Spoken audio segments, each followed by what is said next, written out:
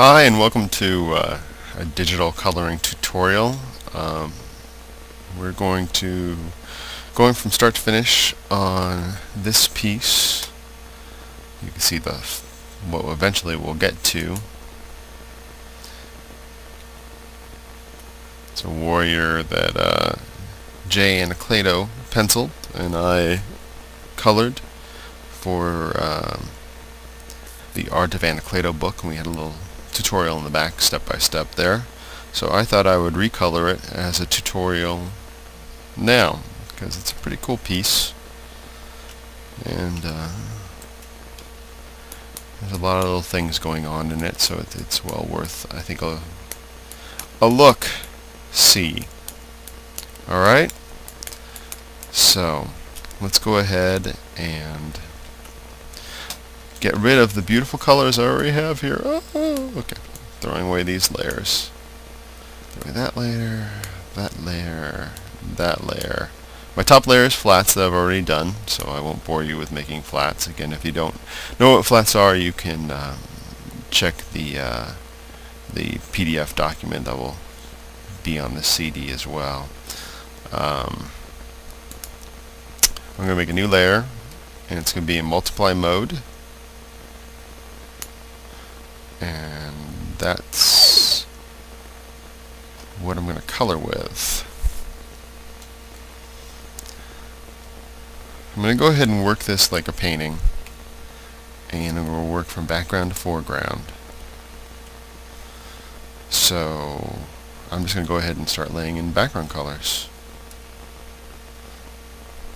Let's see, fill everything with kind of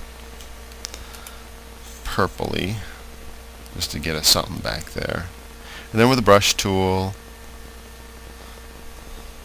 I'm going to start just loosely going in and blocking in some of the colors that I want back there.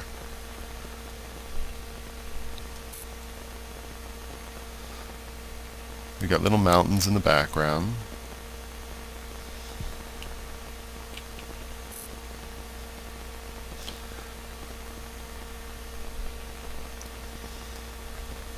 Basically, they separate the sky from the ground. I want it to be kind of a snowy, cool background, but I still want, there's got to be a little bit of a complement back there, so that's why I'm going to go with a little bit of a kind of purpley in the sky, as you'll see as I get farther along. Again, I'm just roughing in with the airbrush. I don't have any friscuits here, because what I'm going to do is do the whole background and then come in and do the ring that he's stepping through, and the figure, working from background elements to foreground elements, kind of like I would in a more traditional painting. Okay.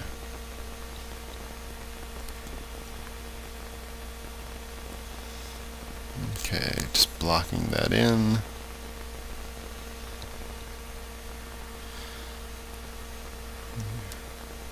I'm going to take this purple to more of a blue up on top. Now, if you want, you can also do that same effect, like if rather than I prefer kind of using the airbrush. But if you wanted to, you could always set up the gradient tool to do that for you. Set up the gradient in foreground transparent, so I'll just be dragging here, and then it'll give me a wash of that blue. So that blue's a little greeny for me. I want it to be a little bit more of a truer blue. Try that.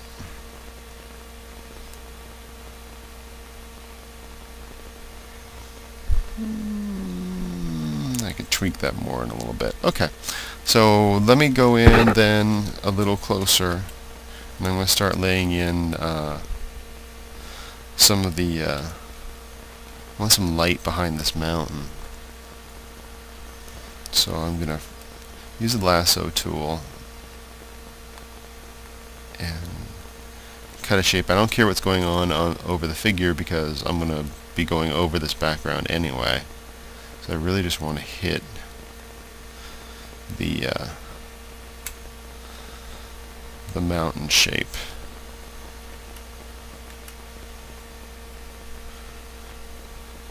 Okay. Again, with the brush tool, I have it configured fairly similar to a old Photoshop 4 airbrush right now. It doesn't have any size variance on it. It just has opacity variance.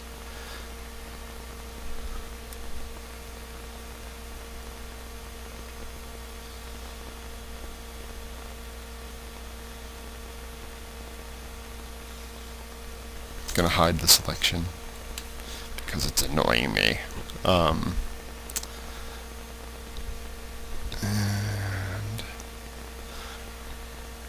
gonna add a little bit of a purple color to the darker parts of the mountains, just a little bit.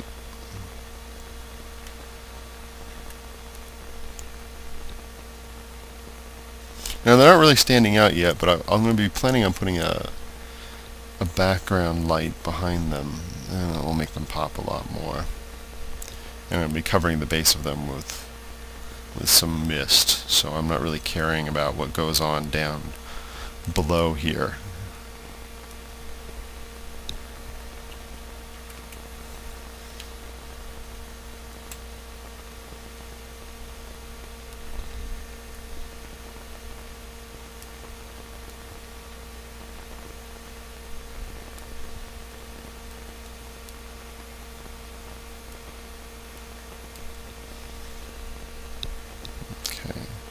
Kind of doing more of the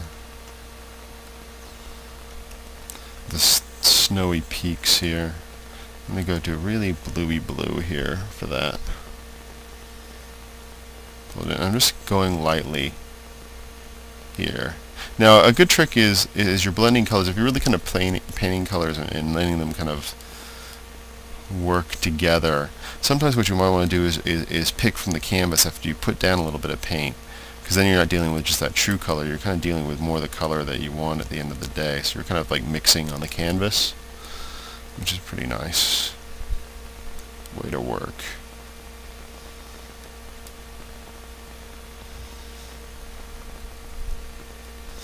I usually work from dark to light as I'm putting these together. And go to a little bit brighter. I'm going to go to a little smaller. As you work on the details, generally you work with larger brush size first, and then go back in and work with smaller brush sizes. Again, I envision these to be sort of snowy peaks. So I'm just doing some rough modeling on them right now. I'm going to go back and add some more details. Usually I stay fairly zoomed out when I do the initial painting, just so I can see how everything's interacting. And then when I go in to add details, I'll zoom in for that.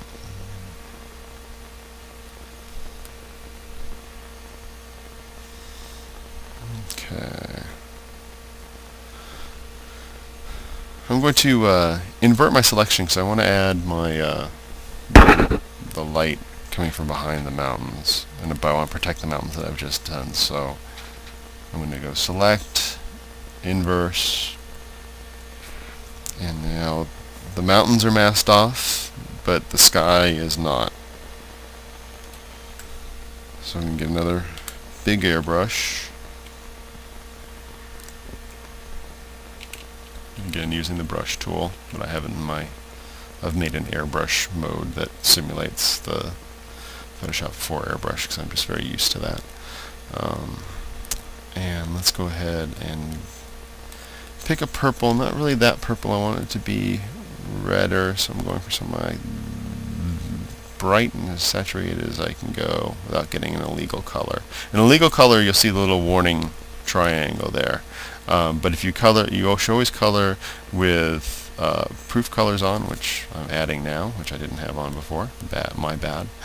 and that'll prevent you from getting illegal colors. Now, if you're coloring for the web or just RGB, then you don't have to worry about that as much. But since I do most of my coloring for print, I have to worry about a CMYK conversion. So anyway, let me get back to painting. Just going to do a little band across there.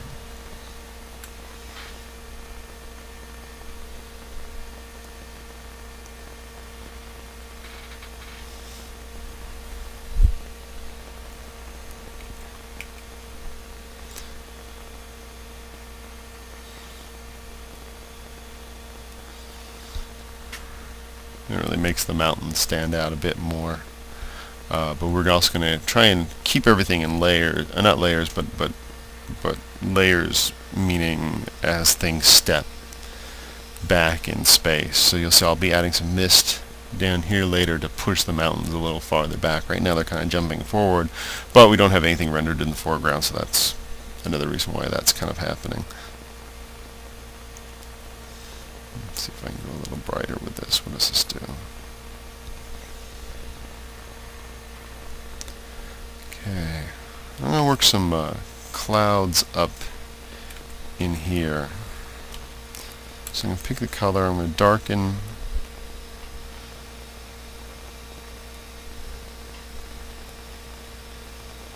it a bit.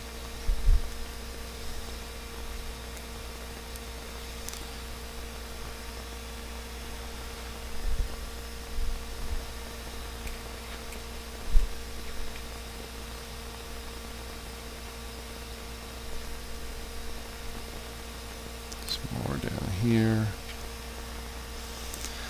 And then since we have light coming from below, I'm going to have the clouds undersides are going to be lit a little bit from these things, so let's add a little bit of that underneath.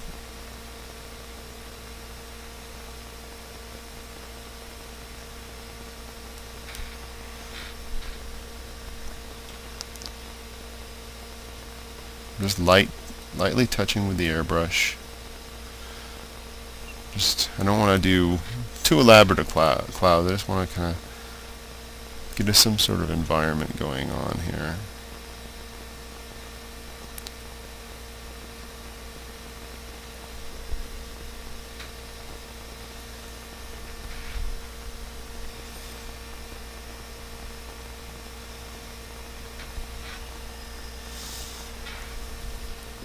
Okay.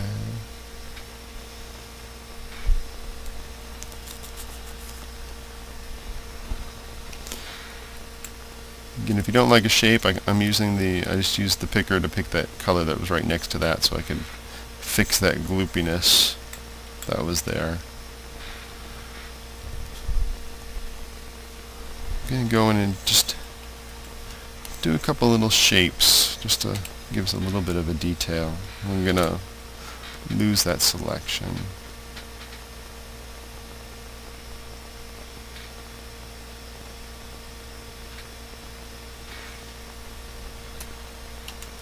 Hide the selection.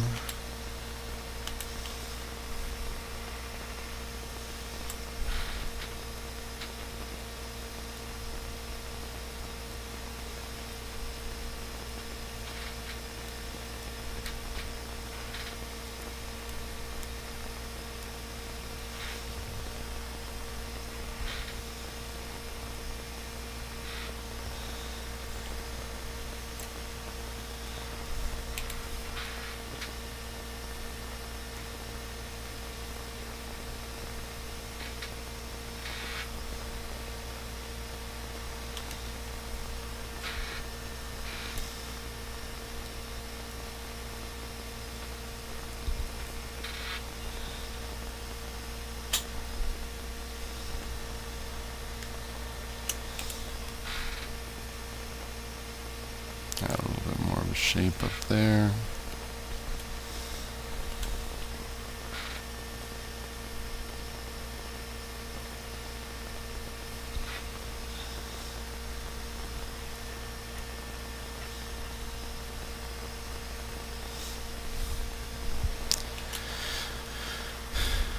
And then if you want to, again, I have no selection at this point. I'm just kind of using the smudge tool to just add a little bit of shape and smoothing this out a little bit. You can see how I'm just kind of pulling it back and forth. That's a good way to anti-alias an edge that's a little too hard. Just run really softly the airbrush over it. It's a very good trick. I'm just pulling some of the cloud shapes. And again, I don't really not trying to do super defined clouds here. I'm just trying to get a little bit of a background going. Okay. I'm going to jump back into the mountains.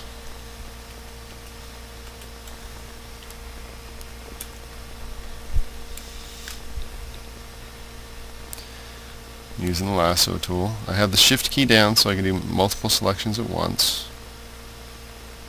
And I'm thinking in terms of where the brighter points are going to be. And I'm not just selecting one big area, because if I do this with all these shapes, I can more or less get a little detail as it's going.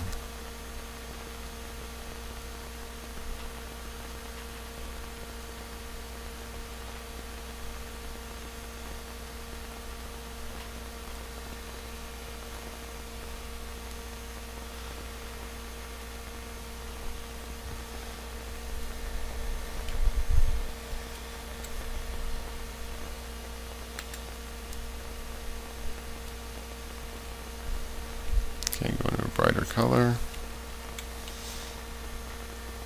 And I'm just lightly going over where I've cut those shapes.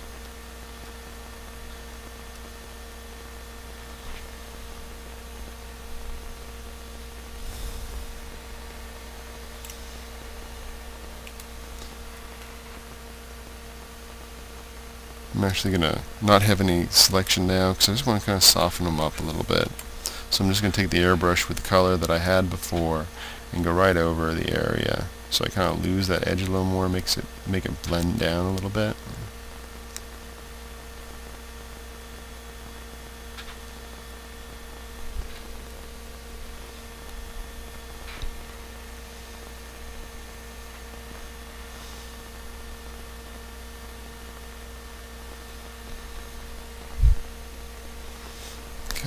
I'm going to do another pass of some just a little detail frisket shapes. Again, I'm a little, kind of abstract, but, something that's going to help define this mountain a little bit more.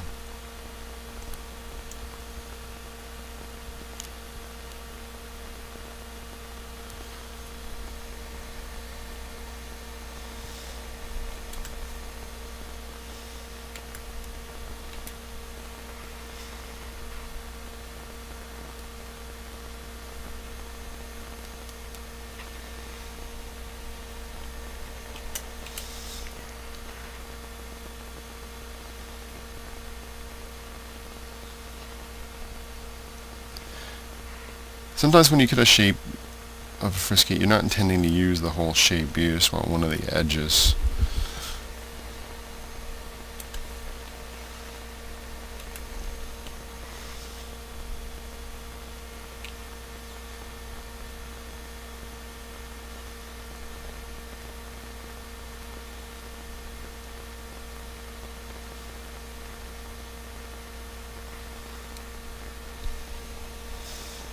Okay.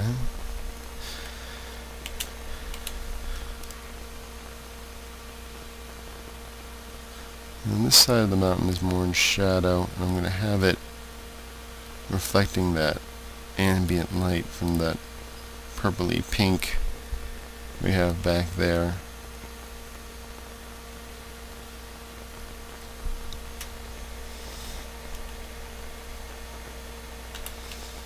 So I'm just going to pick that color and just lightly go over it. I don't want it to be too strong.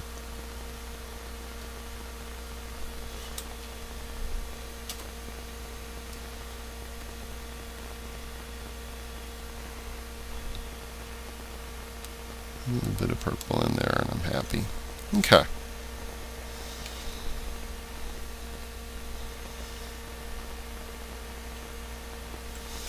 I'm going to do the same thing over on this other side.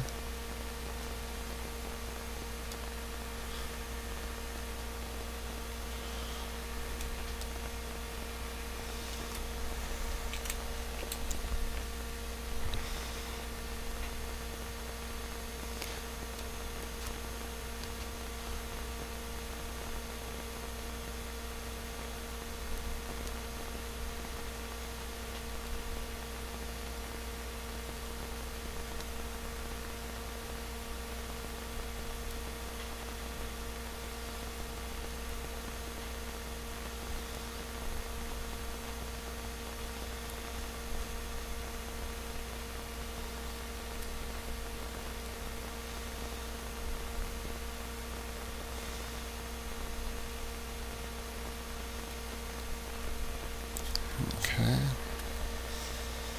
Hide the selection.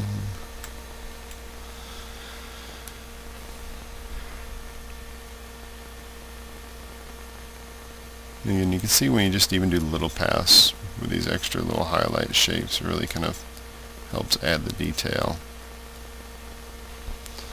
to the mountain. Excuse me.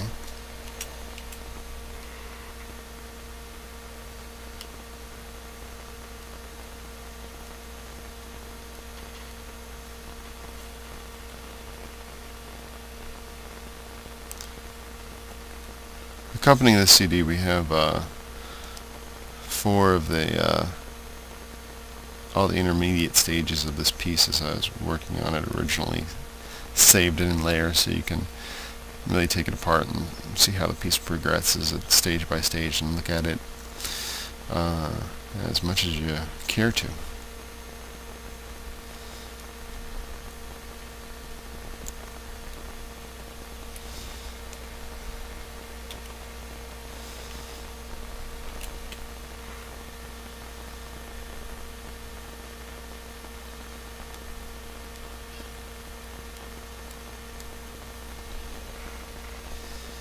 Okay, I'm going to go back and do some airbrush without Fresco again to soften some of this area up a little bit.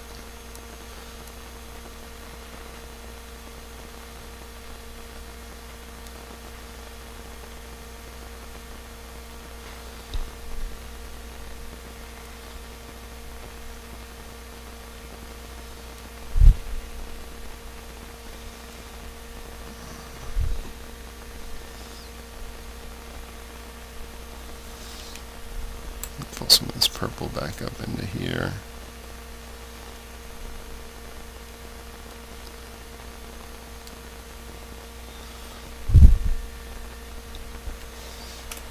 I'm going to do a little bit of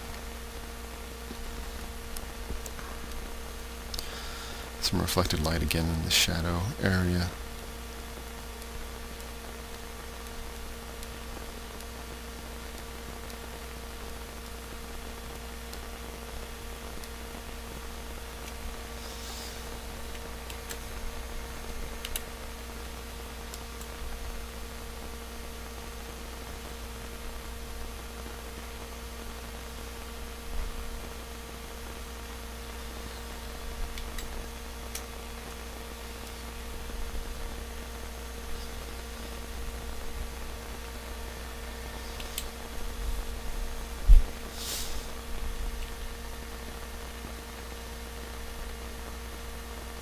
Just bringing some purple back in here as well.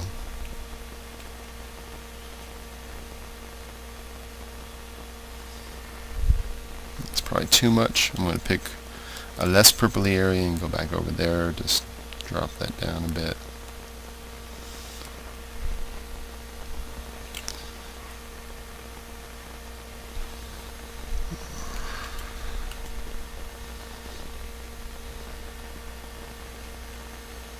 Okay, they're working out.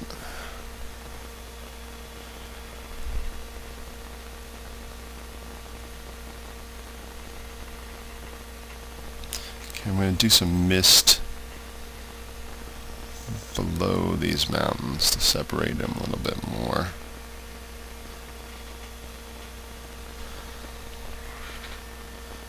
This again, still using the airbrush. I have these going at an angle just because it seems to make it a little more interesting than if it was straight on.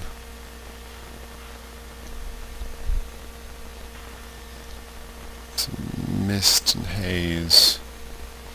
I'm going to add some more as a final effect after I'm done with the painting, going right over the black line, which will make it even separate more. But I just want to really lose this mountain towards the base.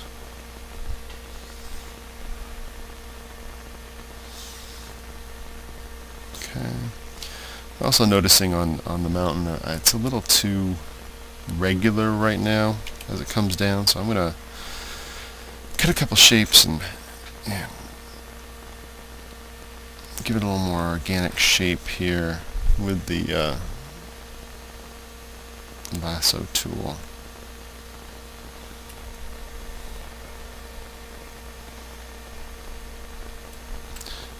And the smudge tool. And just to take the smudge tool, I'm just going to smudge out to where I did the frisket.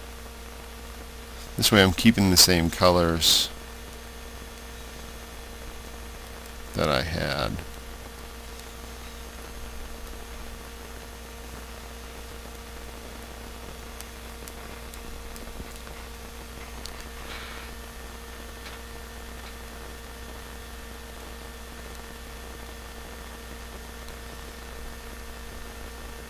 But now it has much more of a, not like a straight pyramid shape, it actually looks more organic. Okay, I'm going to get rid of that selection, and I'm going to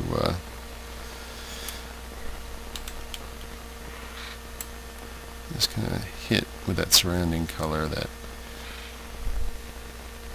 area that I want to lose the edge a little bit more on that mountain. And there we go. I think we have a serviceable background sky. This would be a good place to save. I'm going to save as so I don't save over my full colored version. This will be 5.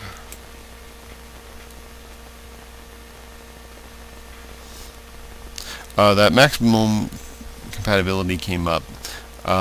If you're working with people who have older versions of Photoshop, or you have to have that on.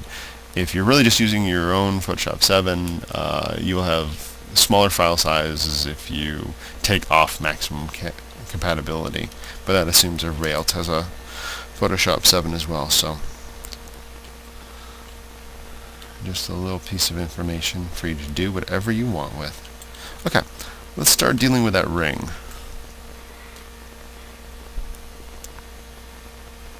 I have flats here. The ring and the chain are flatted.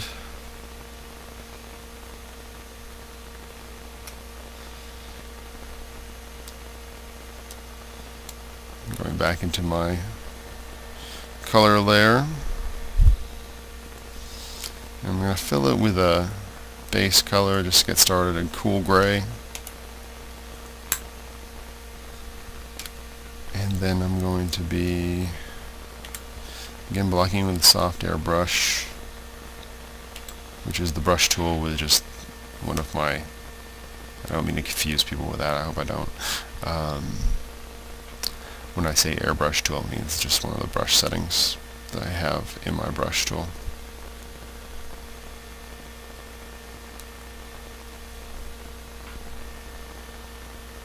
This is actually going to go pretty quick on the circle because Jay did most of the rendering in the pencil, and I don't really have to do too much other than kind of just reinforce some of the color areas.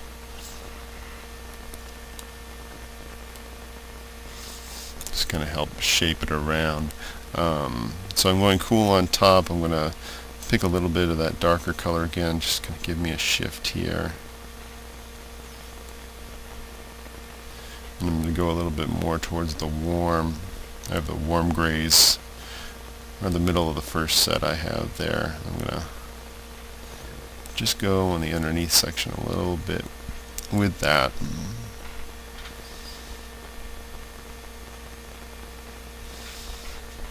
Okay.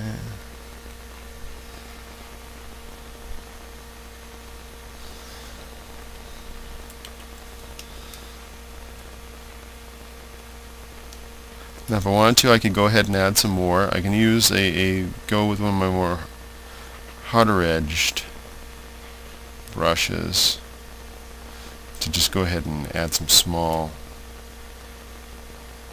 details. Let's see if this is bright enough. Now let's go a little brighter.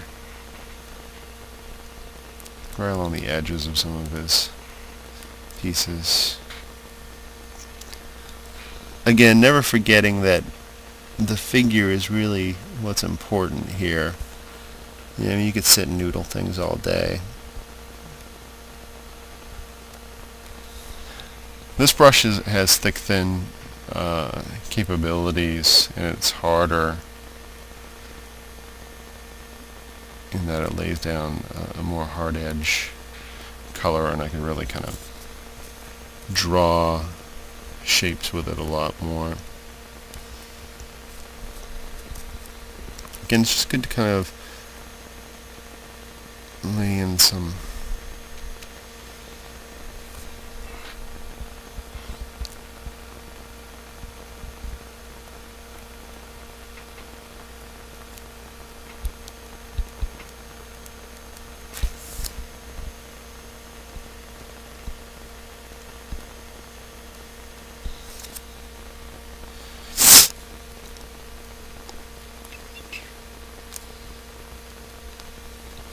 This is more detail than I actually had in the original piece. I didn't do too much back here.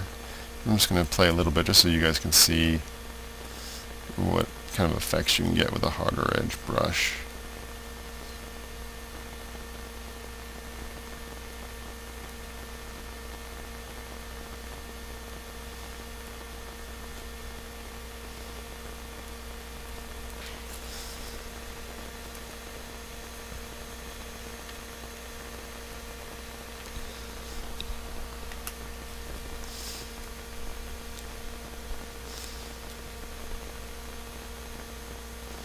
Just kind of going in here, you know, a little loose, just giving the impression that there's some hard stone little bits in here.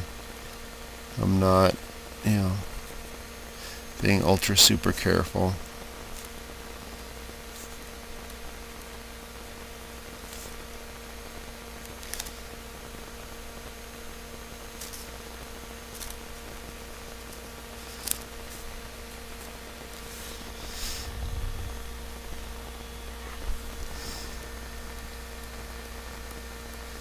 Down here at the bottom of the ring.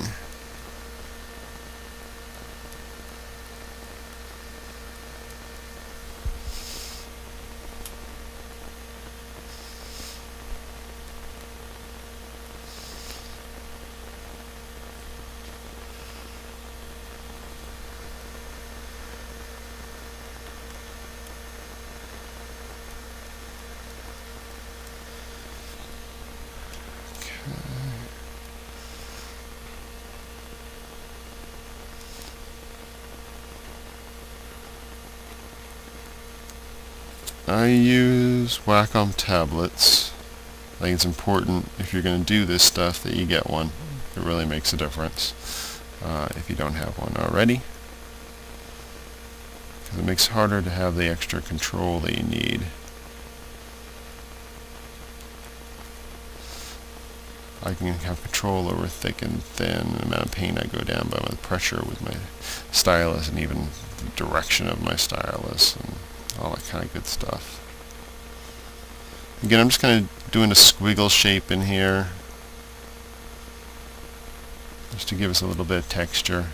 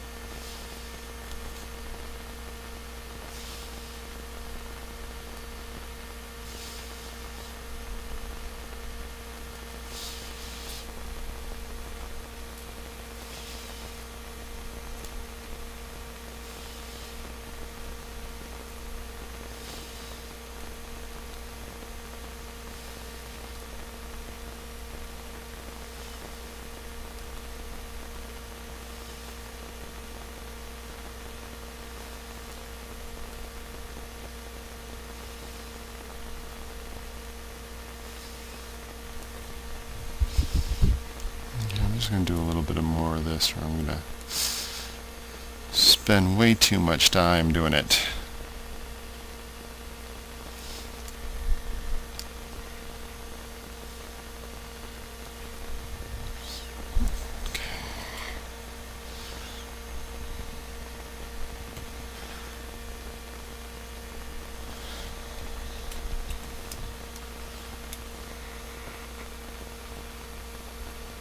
Just kind of doing some quick highlights inside the pattern that Jay's already done here.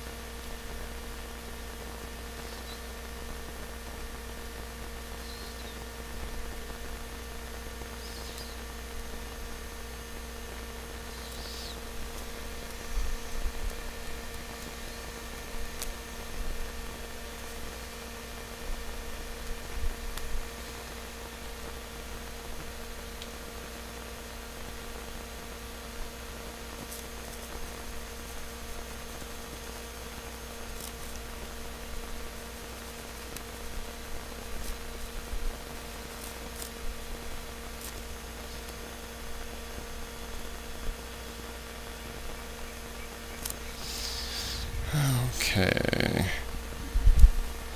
I think I should stop this, or this is going to be a very long tutorial. So anyway, if you want to, you can keep going in there and squiggling back in there. I noticed some of the frisket went outside, so I'm just cleaning up some shapes up here real quick.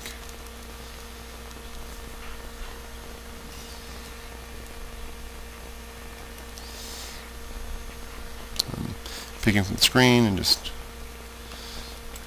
going and getting some of these edges that I see. And my own sloppy flats, my own problem.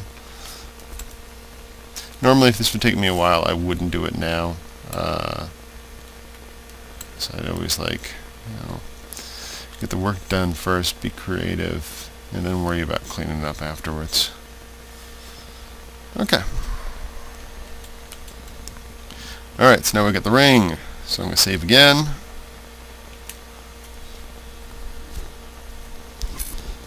And next we're going to do the figure. Now I have the figure normally in flats. You would have, this is essentially the flats I have. You might go in and have more of the character defined, like hair separated and stuff. But I'm going to be doing a lot of sort of brush work, so I'm just going to have the whole figure defined, go in there, and then tighten up. So let's go to town. Make sure you're in the multiply color area. Hide the selection. I'm just going to fill it all with my flesh right now, because I don't want to fill it with flesh. I'm going to fill it with sort of my dark leather gray. Okay. Then I'm going to go in and start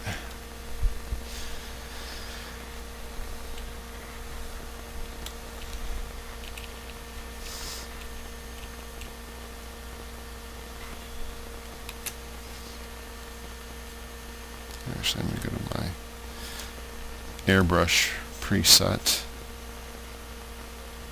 and just start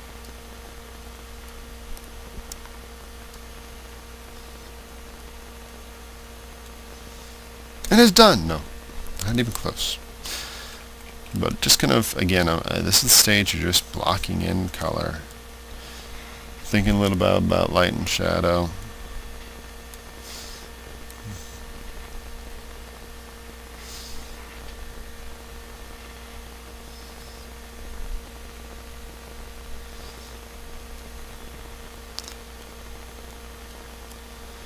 Going warmer with his hair on one side and cooler on the other side.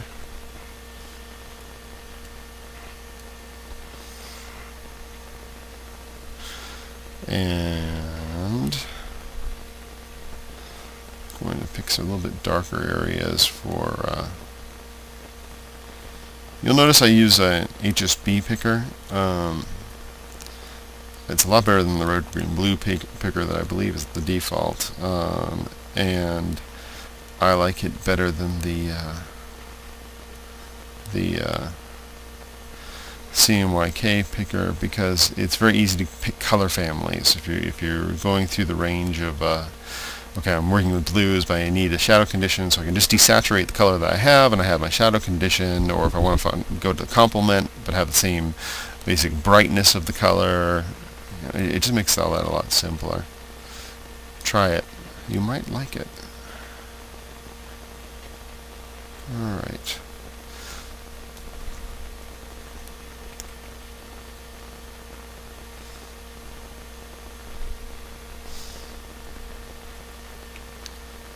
Again, thinking about the forms. Again, if you're not good with the forms and stuff, just get some photo ref or have a digital camera and take yourself a picture of you in the same pose with kind of the similar lighting, and so you can see where the light falls on an object.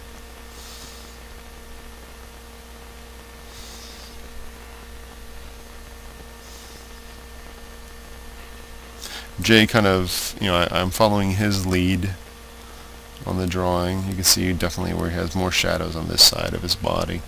I'm going to pull some of the colors, the environment colors from back here into him. Assuming that arm's in shadow a little bit, and this part of the face is a little bit in shadow, so we can give it a little bit of a purpley. Do the same thing a little bit over here on that side of the body. And in here. And there. Okay, now I think I have enough where I can start going in there and now start doing the details.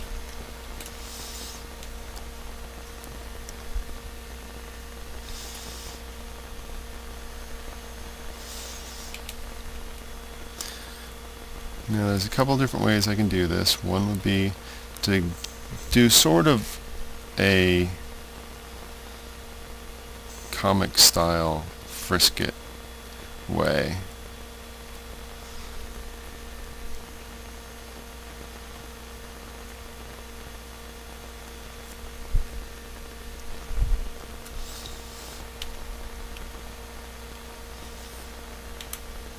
Where I've lasso cut the shapes, and now I'm going in with the airbrush.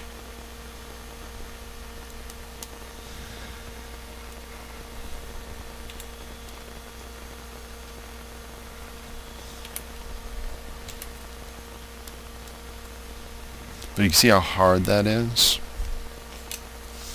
So I'd go ahead and back in with the smudge tool and lose my edges. So I can really just soften that up so quickly by going right over it.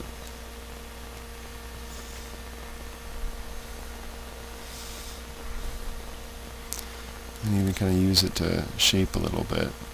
When you're using the smudge tool, really kind of, again, if you had to make it similar to any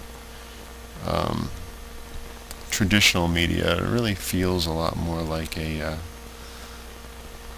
like using oil paints or pastels, which I like using both those, so it's a fun tool. Okay, I'm going to go a little warmer with the highlight and the flesh, and lighter. I have it as bright as it can go. And this is with no friskets. I'm just going in there with the airbrush.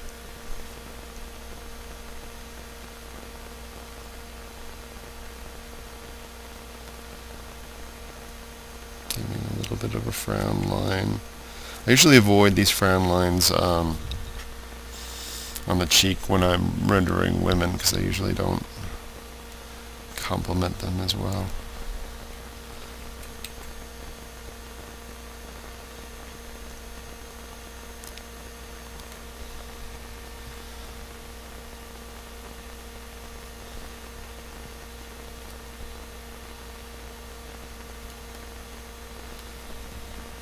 Just adding to his face.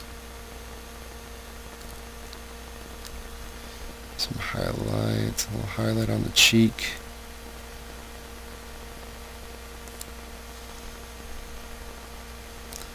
And you see the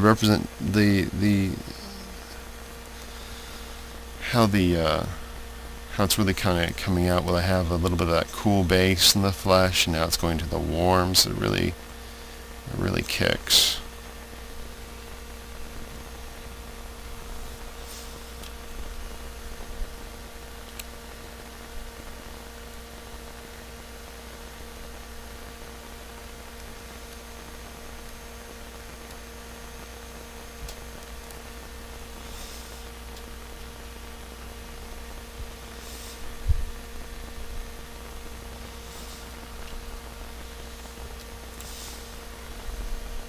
Go ahead and add a little cool color in the side of the face that I figure is shadowed a little bit by his hair. And add it on the other side of the face. It'd be a little bit more dramatic than I normally would with this, because it kind of is a fantasy piece, so I'm going to bring in a little more color.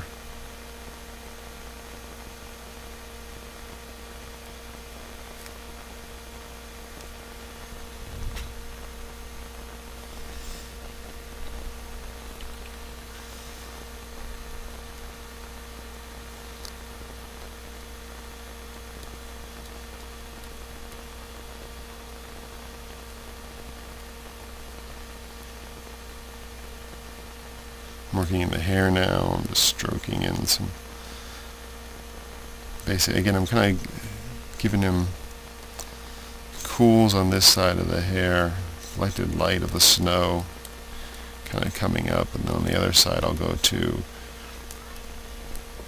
a brighter, warmer color.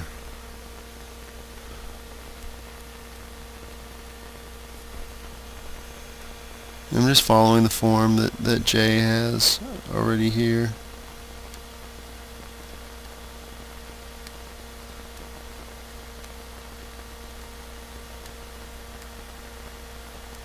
Now you notice the flats that I have for this are hard edge flats like I would have normally in a comic book. What I'll probably do after I finish most of this is I'd go back in and with that smudge tool soften up the edges, because where Jay has some edges that there's no hard black line to hide that hard edge of color, so I would have to go up and soften. I'll show you real quick. On the top of the hair you can see how the top of the hair has that edge, so I'm just going to again lightly smudge along the edge, have a little overspray there, and see how that just immediately softens that.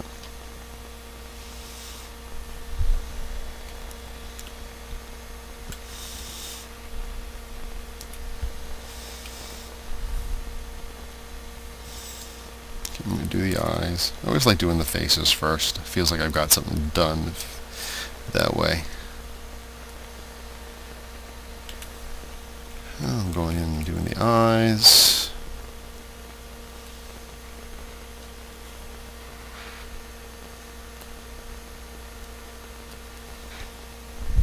I'm going to give him some very light eyes. Just the light blue. Then I'm going to go to give it a couple hard hits in there. Switch to the pencil tool. And I'll actually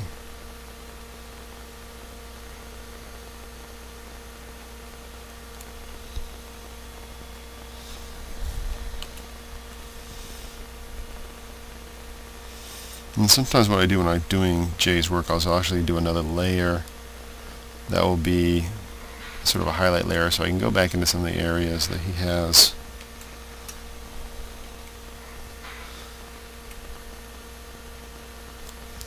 So I can actually don't have to worry about competing with his grays, and I can pull a couple highlights back in.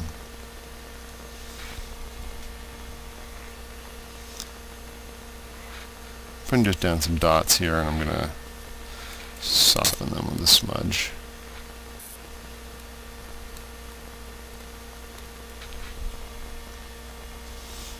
Okay. Going back to my color layer. I noticed an edge there on the nose, so I was just going to use the smudge tool to kind of shape that. Alrighty.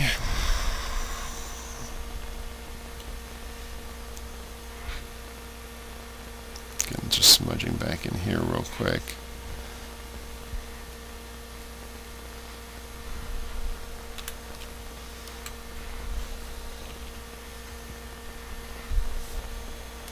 Shifting back to my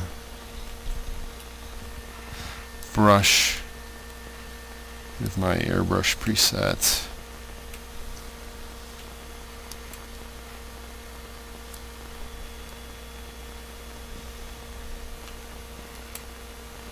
Now that I'm closer in, I can see a little bit more of the gloopiness that I had. Okay, I'm going to do some real just quick, more of the fine highlight areas.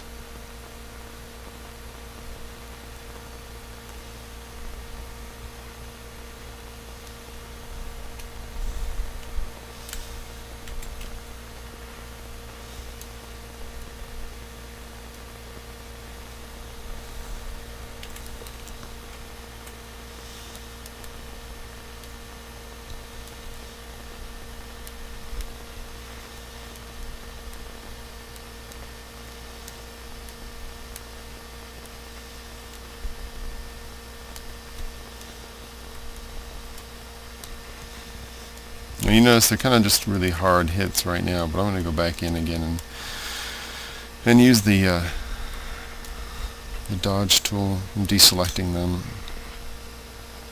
and just softening them up.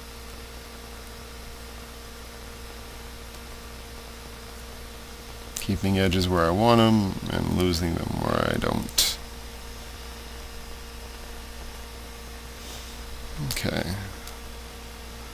I'm going to go ahead and jump in and do the hair. Really, I have the base for the hair, so I'm just going to do some shapes for the highlight strands.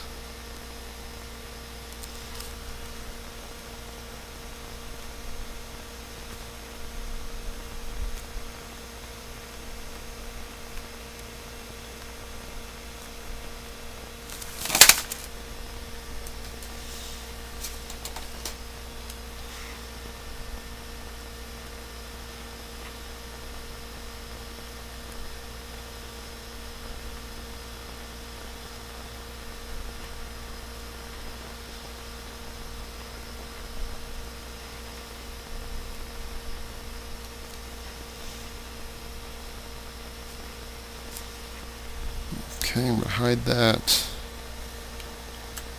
Control H. Go back to my brush.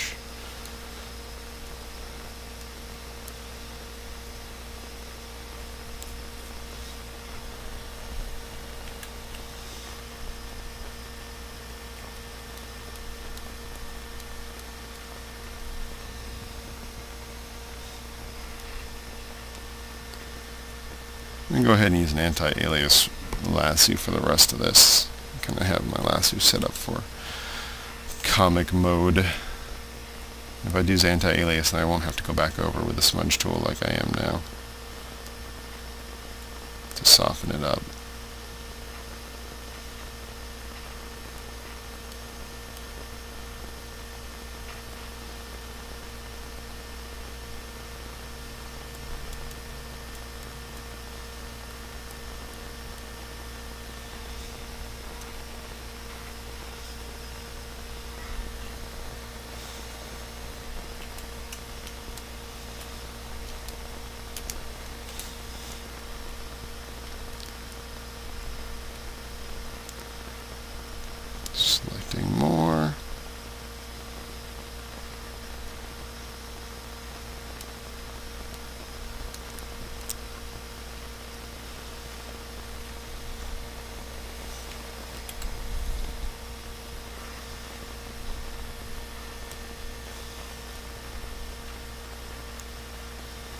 And you can see now the selection's a lot smoother.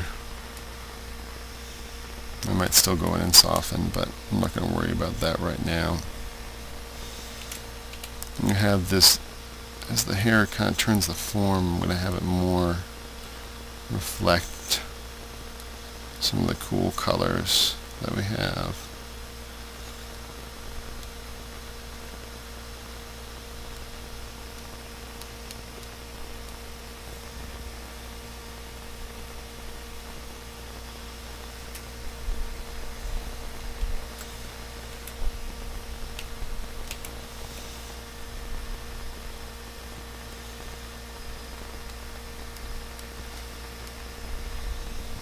Okay. I'm just staying subtle with that.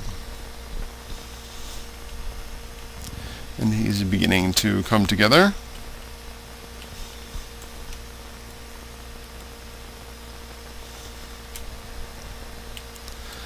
I'll finish off the air on the other side.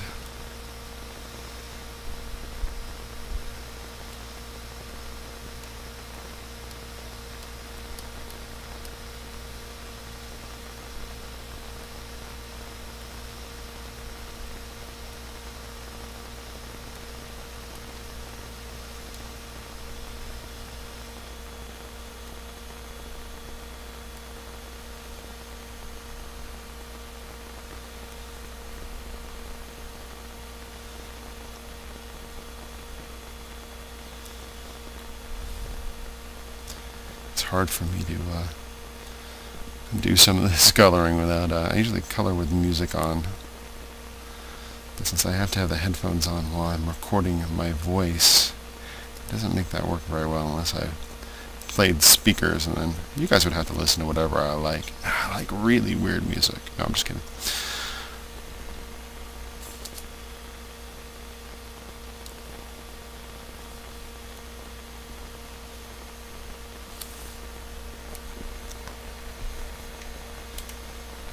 I don't have all those hairs selected. I'm just trying to get to a bit of it.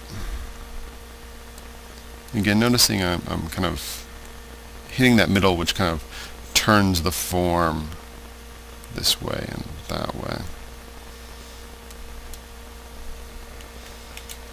And if I wanted to soften up, I just deselected, and if I want to do a hit on top, see how that will just kind of soften that top area more.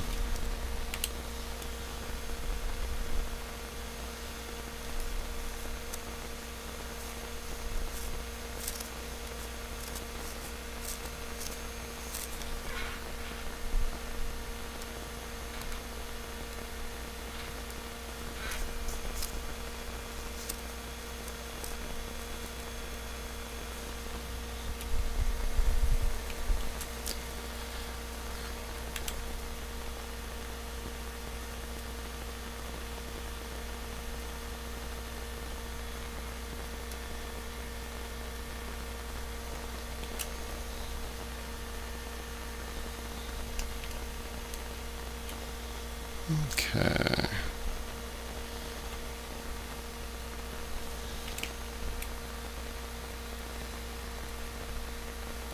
Just have the small airbrush, and I'm going in there and kind of going along the side of some of these hairs and softening them up and adding some more highlights in some areas, just quickly.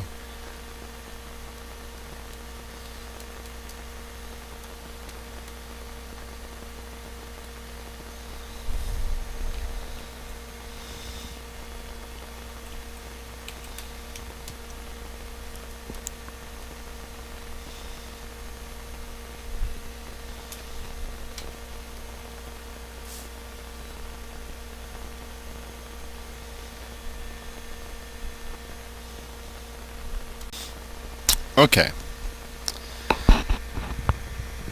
We're pretty close on the hair and face. I'm going to do the eyebrows real quick and then move on to the rest of the body. So right now his eyebrows are flesh color, but they probably should be white. I'm just going to freehand airbrush those, meaning no friskets. Warmer on that side. cooler on this side as it goes over.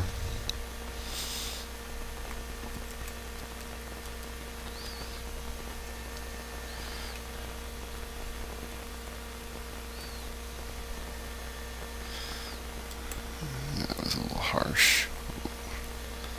Okay. Let's get to a better working place and start finishing the rest of the body. I'm going to pick from the flesh tones I've already put on the top. Start a little bit more saturation there.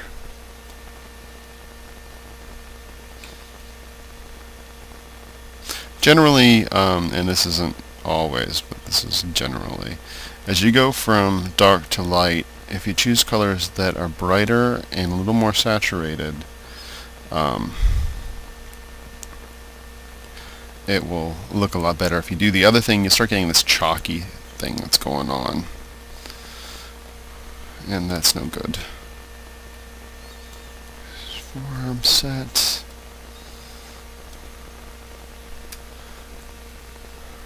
Okay. And go with a little smaller brush and a little brighter color. A little bit of that shoulder.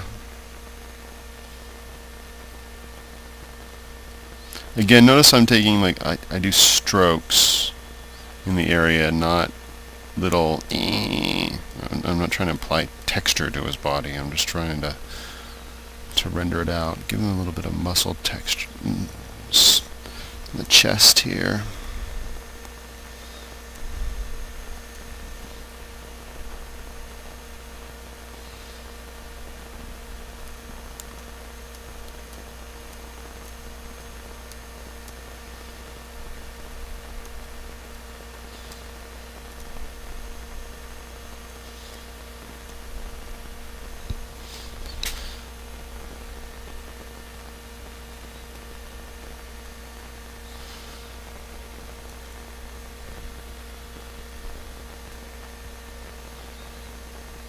Okay.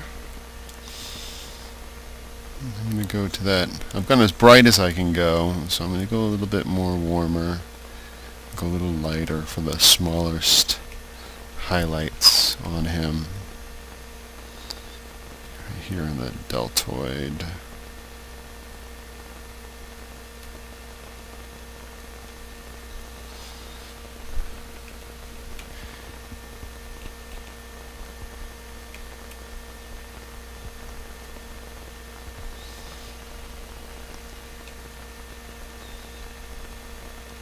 Soften that up a little bit.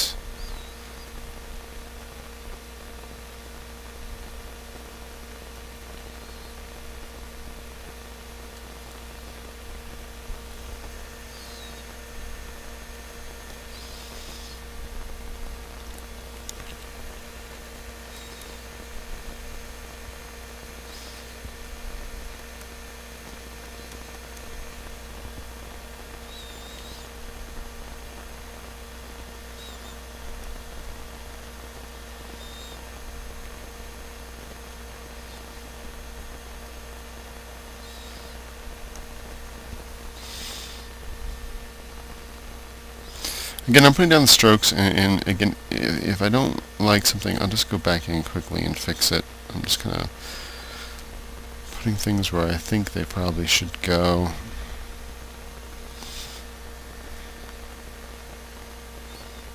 Again, remember I have this cool reflected light over here, so I'm going to pick one of these blues from the background and work into this shadow area a little bit with those blues, just a little bit. Not a lot. Okay.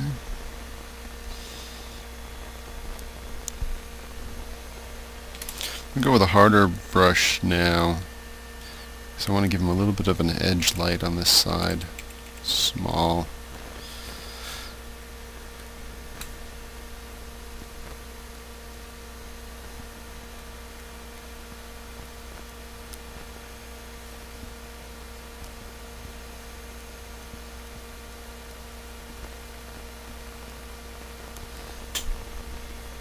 just to help separate him a little bit from the background. I'm going to smooth it as it gets into the form, just soften it up a little bit.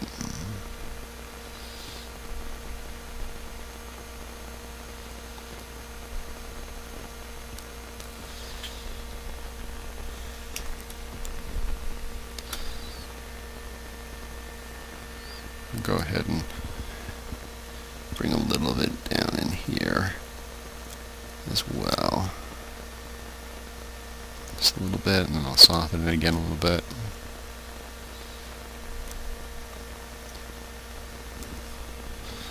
Just like smudging with your finger.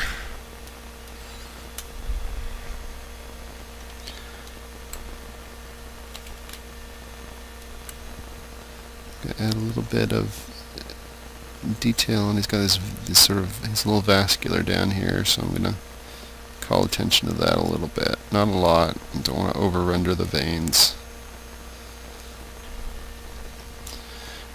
And if I found I didn't like it, I could always just go to a bigger, softer brush and just go right over the top.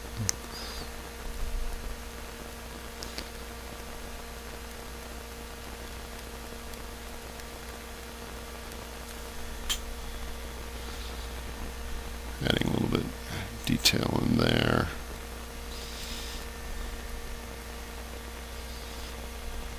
Okay, I'm going to go back to my soft brush. And I am going to drop that back a little bit.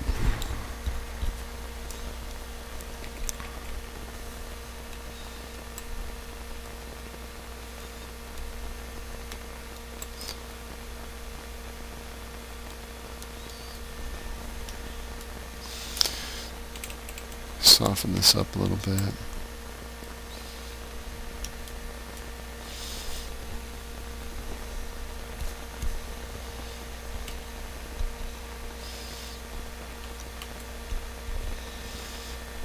Okay. That's come together well. I'm going to jump over to the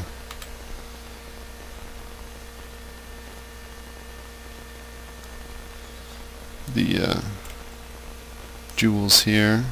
I got black. I don't want anything that dark. I'm going to go with a nice dark gray and sort of have the idea that they're kind of a pewtery metal, and then with some jewels in them. So I'm doing the metal part first.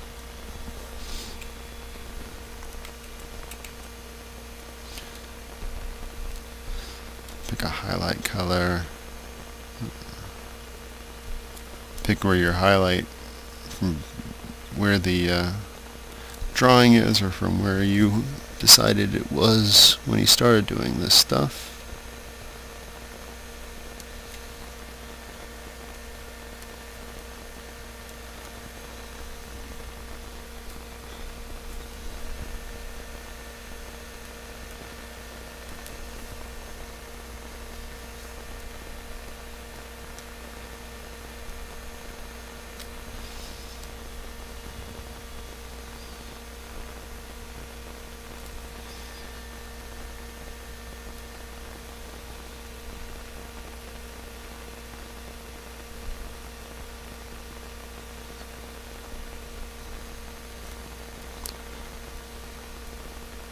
I increase the flow to 100% so I can really start rendering a little quicker on some of this. Give them 2 red ones here.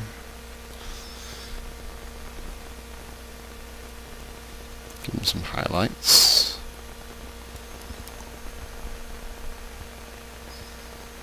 Notice I'm not going to white. I'm going to a brighter red.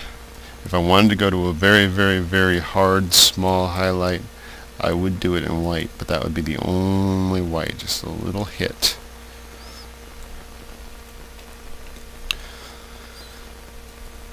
I'm going to make this some sort of a green in here.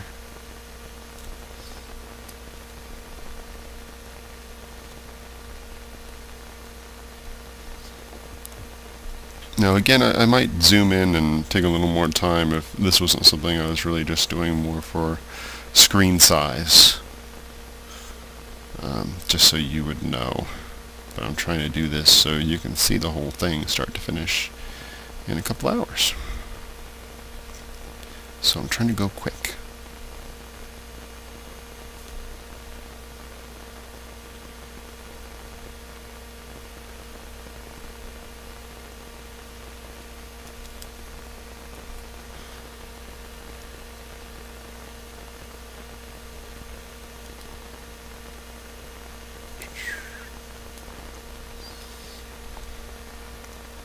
Gone to a sort of a brassy gold on the stuff down here. Okay.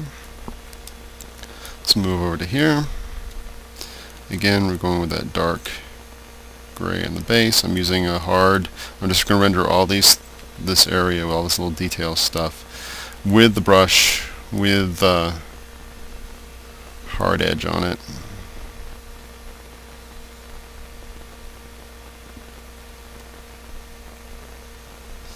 Again, thinking of terms in some of the areas that I think might be reflective on a little bit of a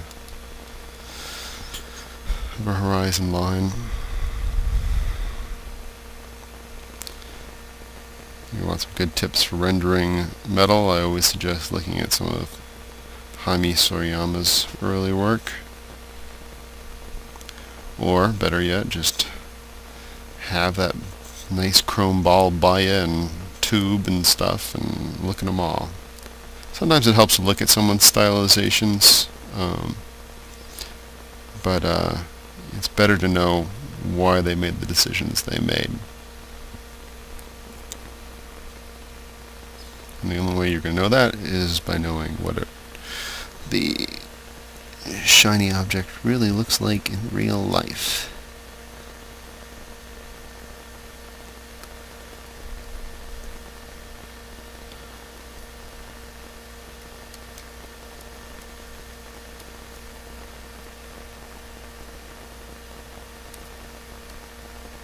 Okay.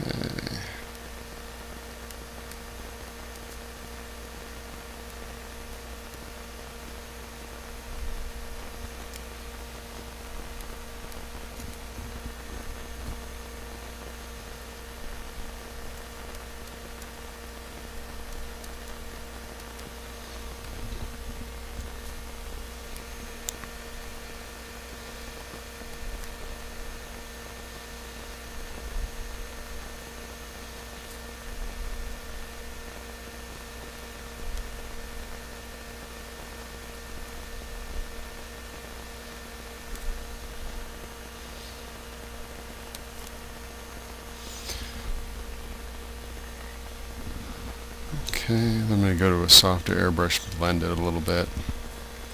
Being careful that I don't overspray because I don't have a frisket covering this right now.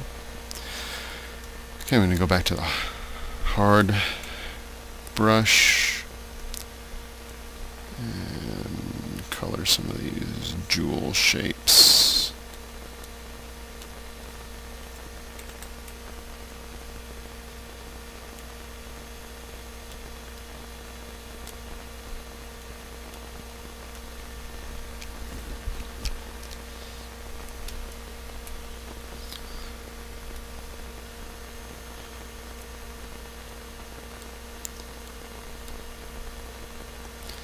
Give these a bit of color.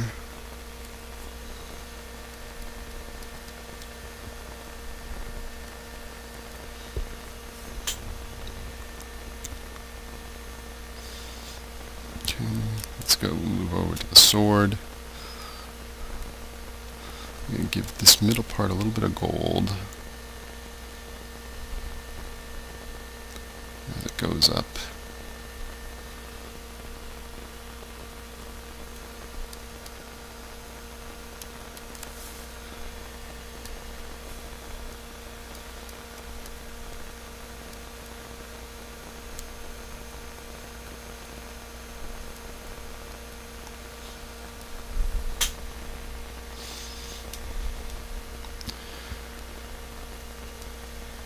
Go ahead and color, begin some of these jewels in here.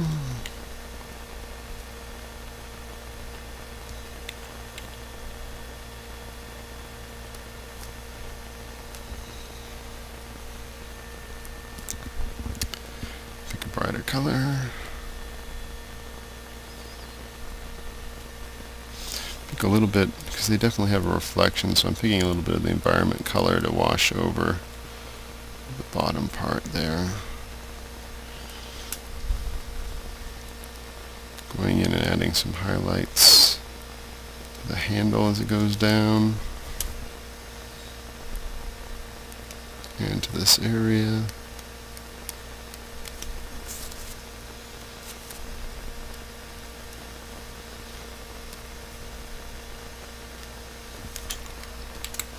That was a little too harsh. Make it smaller.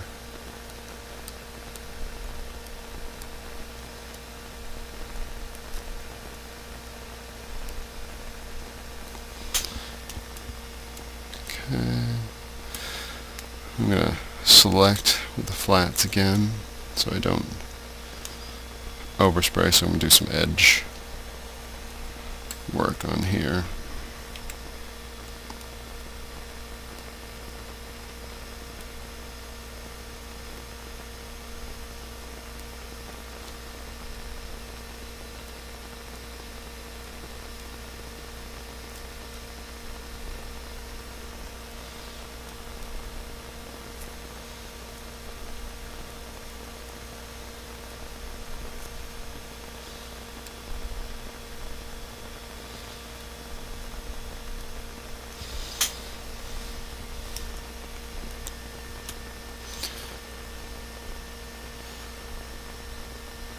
Just adding some little quick hits to just kind of make it a little bit. It's a black sword, so it shouldn't be too bright, but give it a little bit of an edge.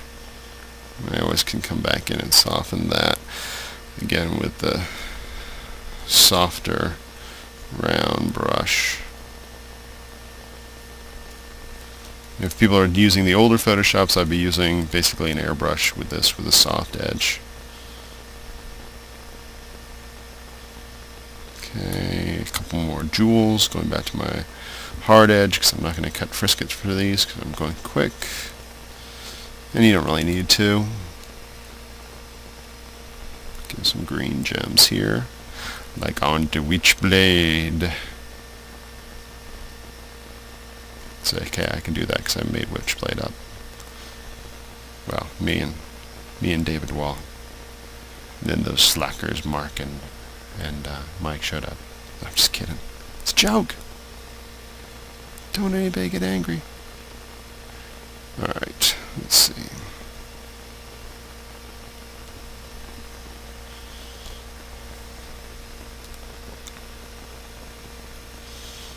Okay.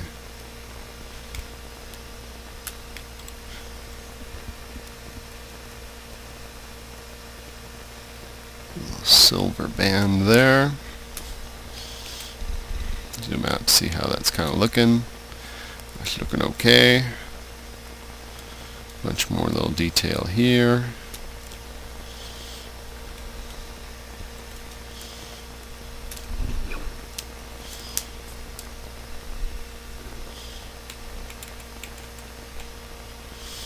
Still have my hard airbrush. I'm going to go back in and make sure the base of this is all that gray.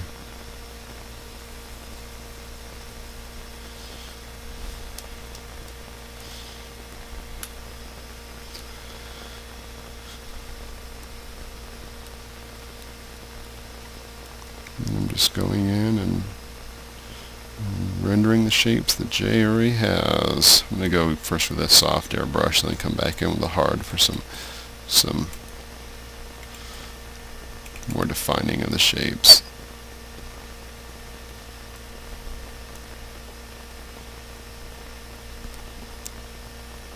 Jay tends to move his pencil in little tiny circles. I always think of that. When I was a kid, there was a little, I think they called it a doodle bug or something, and you put a pen on the tip, and the tip just makes these little tiny circles. Anyway, that's kind of how Jay draws. So when I render some of this stuff, I too will use a tiny airbrush in little circles, and it seems to match up well with the kind of base texture that he has. Not always. I can of course be sloppier than Jay because he did all this base work for me, so he's just making my job easier. Except when he does all this detail!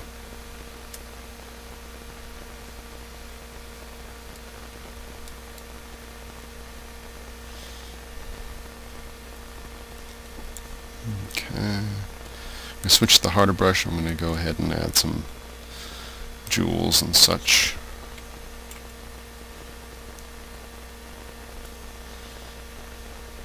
Mostly greens and reds is what I'm thinking. I'm going to add some brass on some of these rivets. Just to add some other colors so it's not all gray.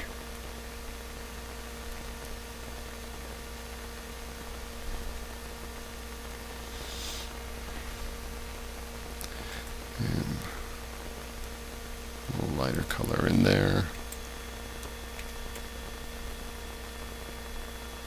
A little lighter highlight. A little lighter highlight.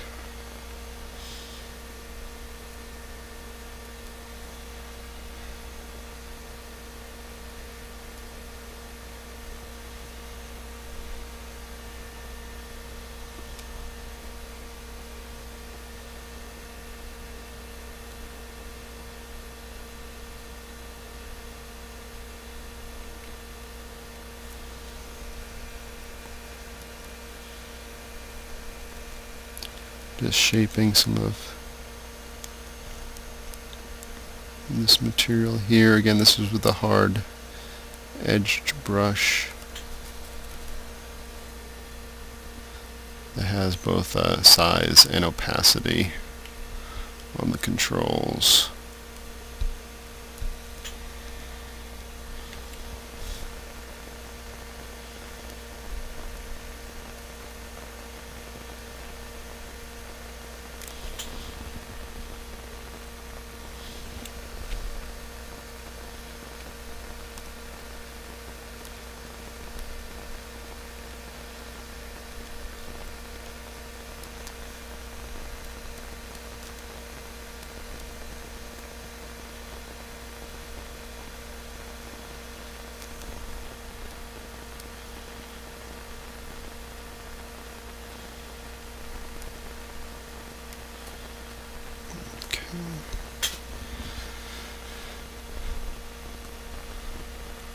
I'm just going in here and adding some more.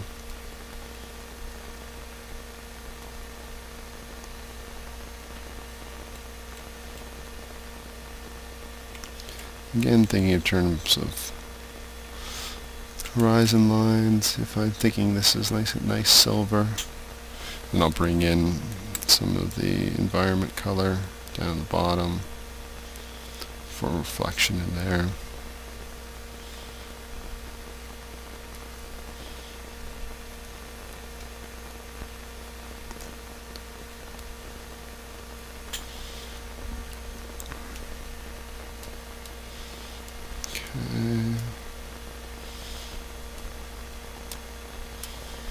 Let's see how that's coming out.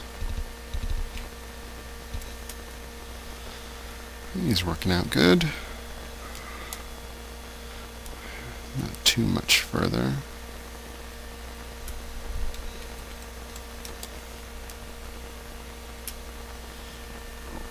Shifting back to the soft airbrush, I'm just going to loosen the rest of this.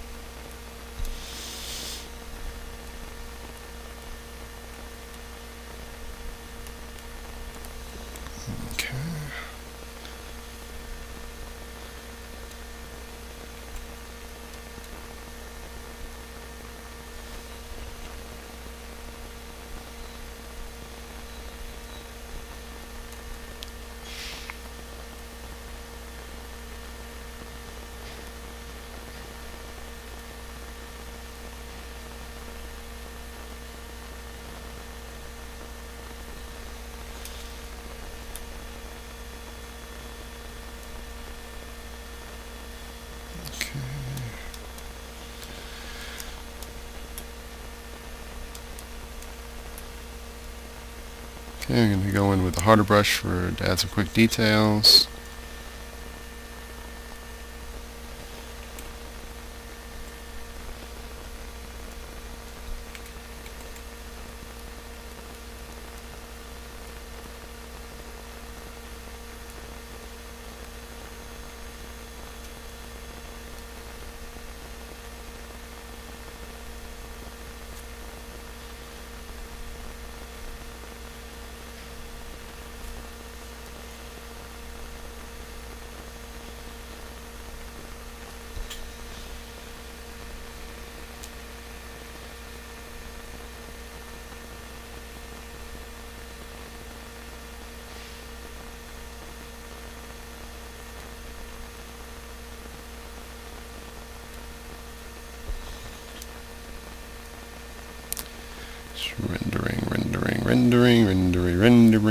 Rendering. I am a rendering machine. I'm going crazy. No.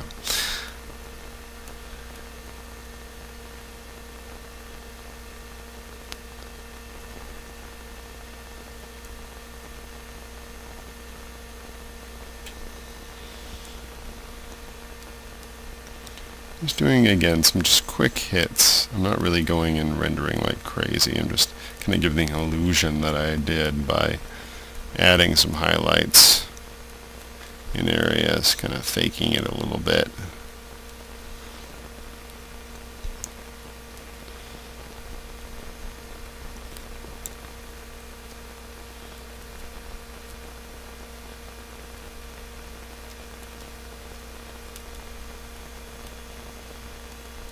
Again, I can be kind of sloppy because Jay has all that underdrawing for me to fall back on.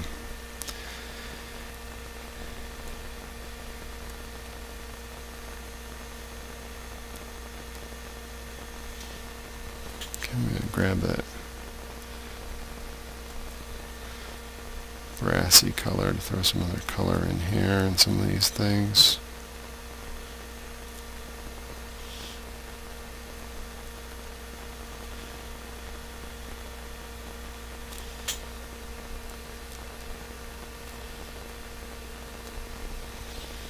Then go ahead and add some highlights to those.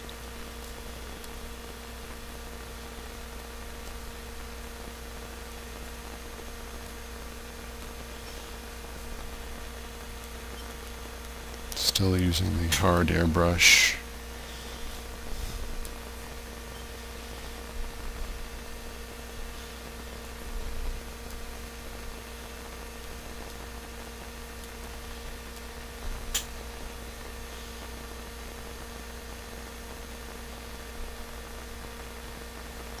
Okay, I'm just drawing, I don't have a selection. It's one of the things that would be more difficult to do with the mouse. With the tablet, it's pretty easy.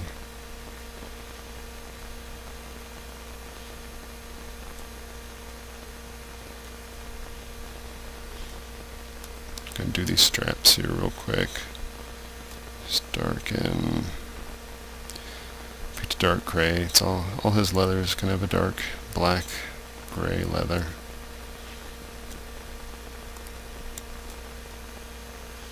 To complement his gray-white hair.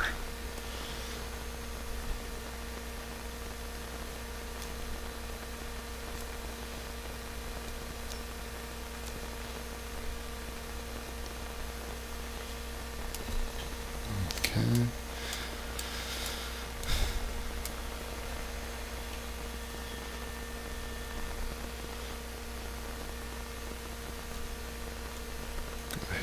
This jewelry thing of some sort.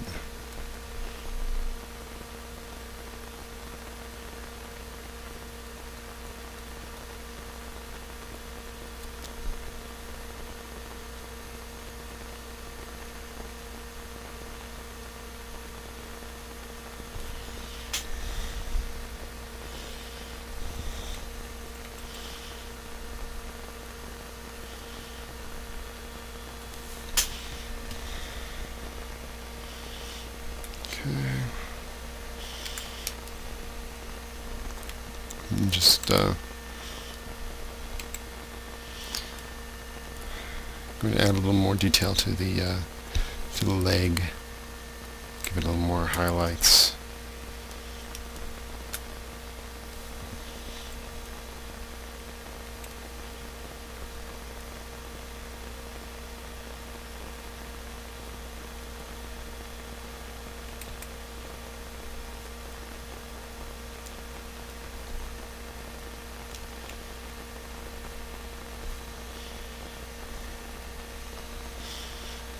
Okay.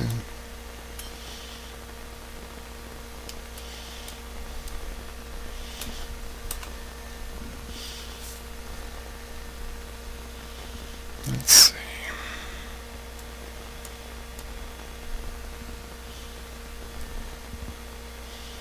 Okay, let's do the boot.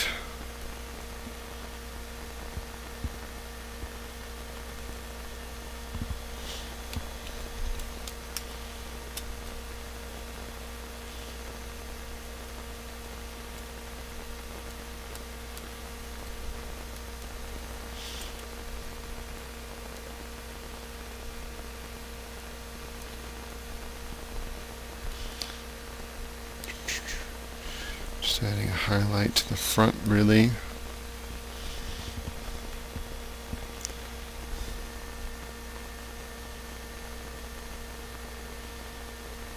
Here on that back leg, also noticing that this needs to be flesh, or at least a shadow conditioned flesh.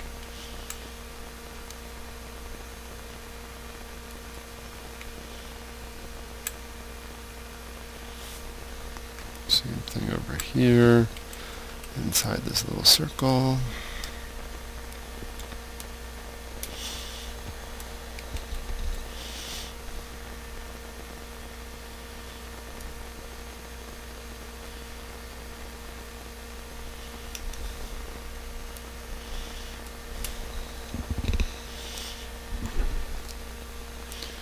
Okay, almost there. I'm going to have the underside of his tunic be another color. Probably purple sounds good to me. So I'm just going to go ahead and loosely select this area. Then I'll use my flats to deselect.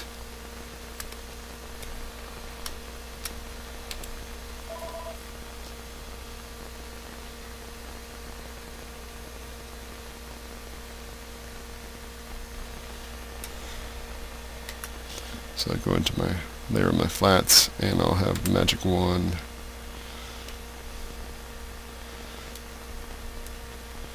Just remove any excess stuff that I grabbed.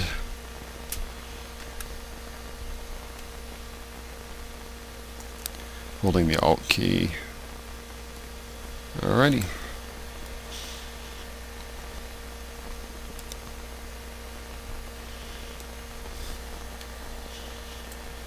I'm going to actually just use hue and saturation here. Oops. Got to be in the right color layer. Hue and saturation. God, an 800 by 600 screen. It doesn't work as well. Okay. I went in colorize mode. I want to make it kind of a purpley, so let's go over that way. I'm going to up the saturation a little bit more. Great. And keep that selected, but I'm going to go to the airbrush and just render it up a little bit.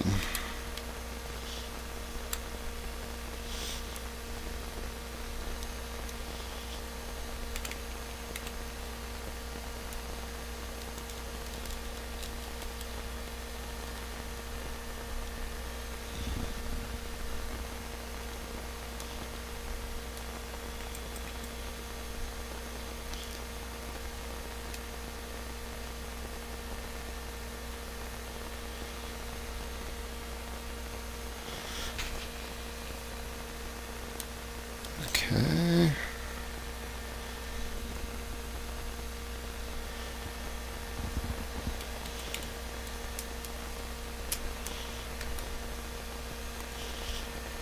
Now I noticed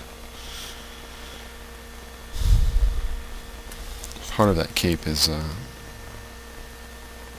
the outside part, or his dress or tunic, or I don't know what you'd call it, something.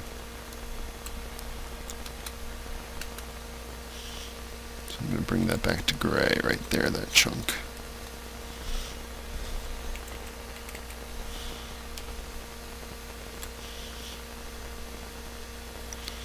Okay, again adding some details.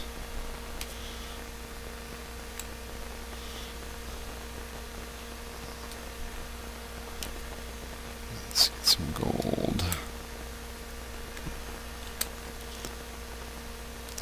Adding just some different colors here in the boot.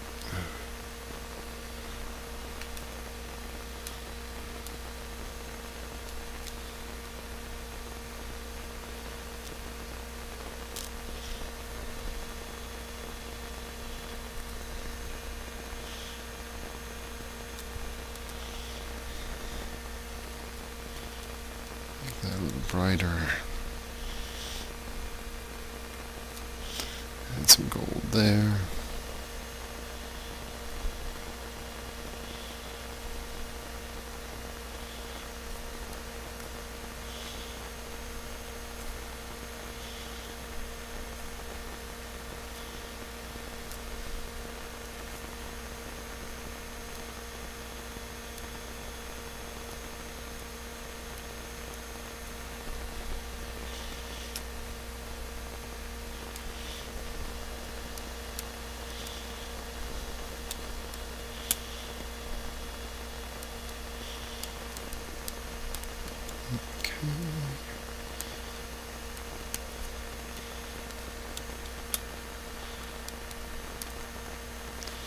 Again, I'm just trying to add some small little things that will just catch the eye and add to the detail here. Okay. Do some quick modeling on this foreground to bring some snow.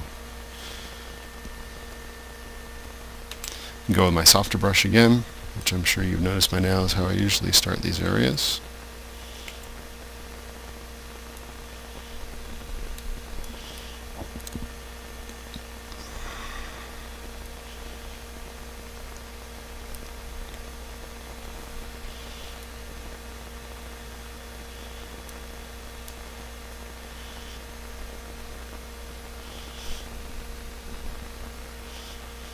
And bring some purple into the shadow condition.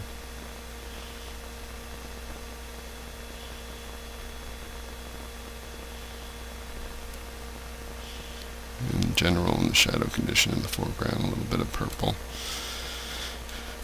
And then I'll do some quick frisket shapes. Now, so I'm going real loosey-goosey. I just want organic, sort of almost sponge sort of shapes that I'm probably going to soften again anyway, but again, let's give the illusion of a little more detail in there. Notice I'm going very quick and selecting them all. If I go loosey-goosey like this with my selections, they tend to be a little more organic looking, so that's why I do it. Also, it's faster. And speed is important. Okay.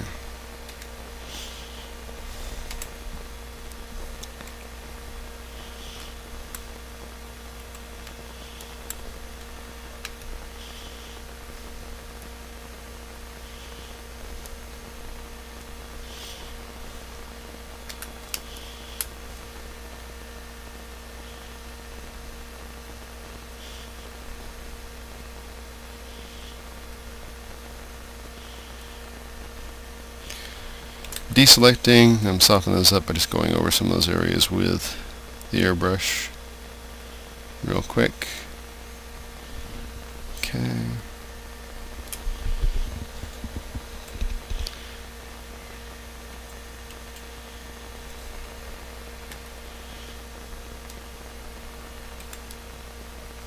I was just noticing, I thought our warrior wasn't quite standing out as much, so I'm going to See if levels will help that a little bit.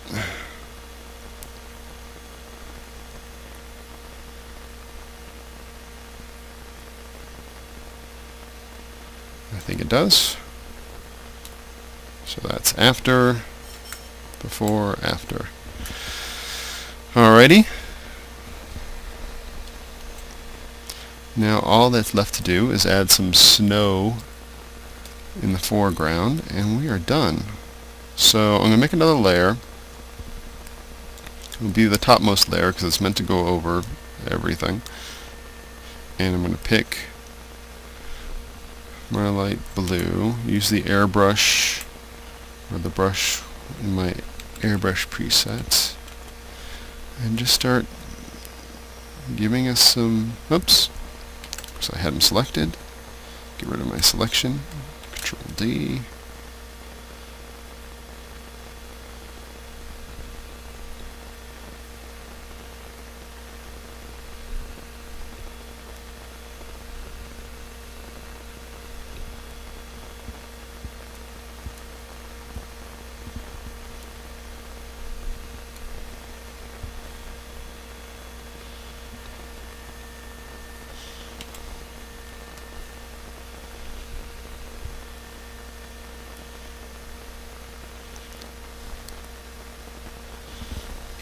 I'm going a little bit smaller.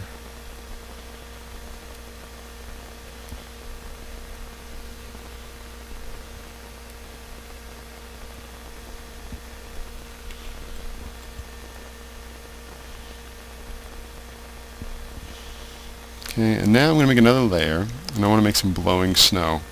I'm going to do that simply with the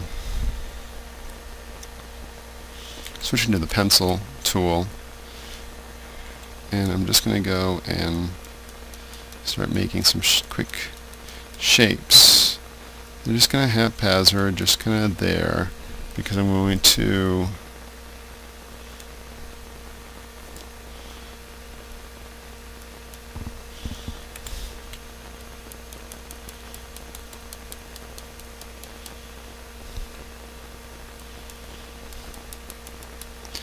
blur them with a motion blur, which will give the effect of blown snow.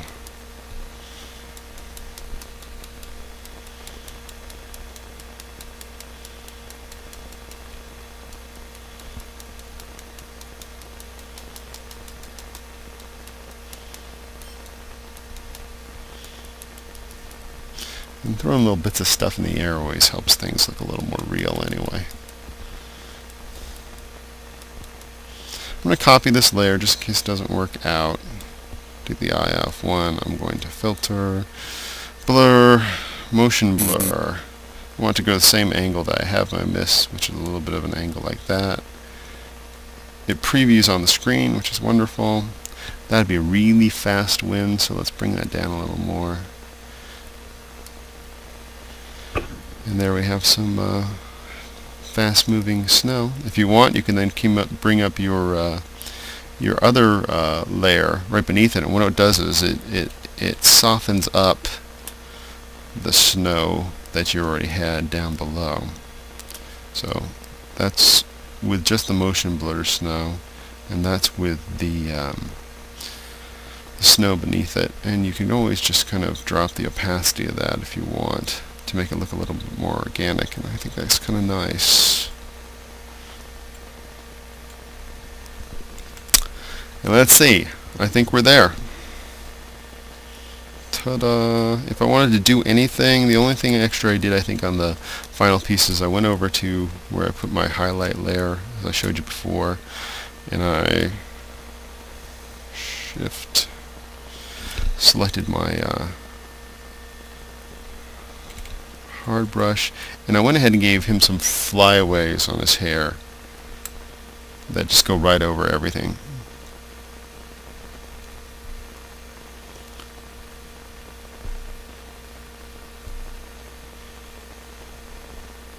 Which kind of, again, help the illusion. I'm going to go with my really hard brush here.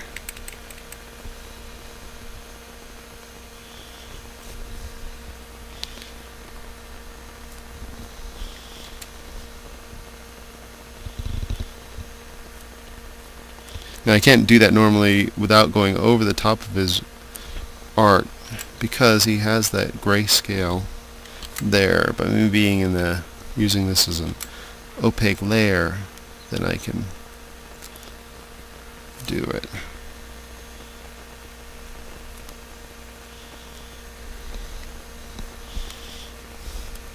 Do the same thing over here.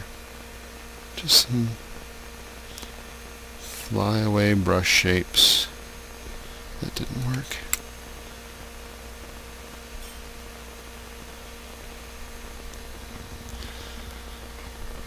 And back over here a couple.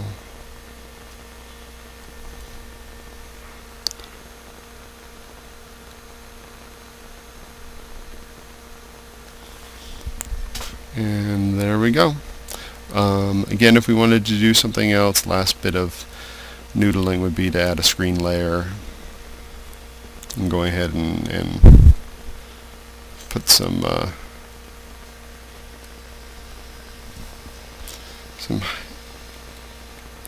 little just shine hits. I'm going to switch to my airbrush.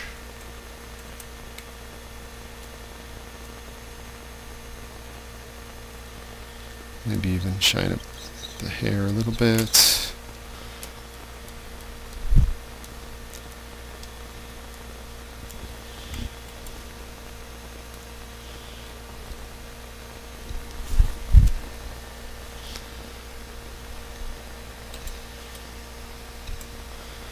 And she is done. I should say he. I may go ahead and soften this mountain rendering a little bit, but I'm not going to do that right now. But there you go. One badass fantasy warrior. Compliments of Jay Anacleto and Brian Haberlin.